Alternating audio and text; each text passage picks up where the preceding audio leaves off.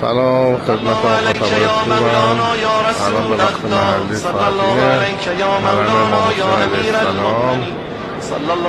همینطور که میبینیم الحمدلله خلوت، البته قبل شروع بودن خلوت شد. ما هم دیگه بریم از باب القبله که بیاین داخل فرض کنیم اومدیم داخل دیگه. فرش حرم هم باید خوش شده. اینجا مزرعه الحسین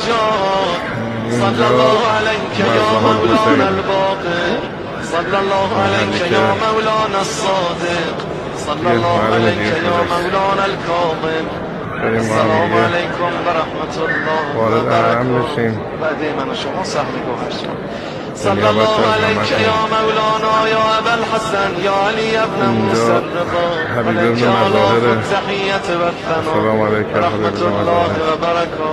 امام جواد صلى الله عليك يا مولانا الجواد.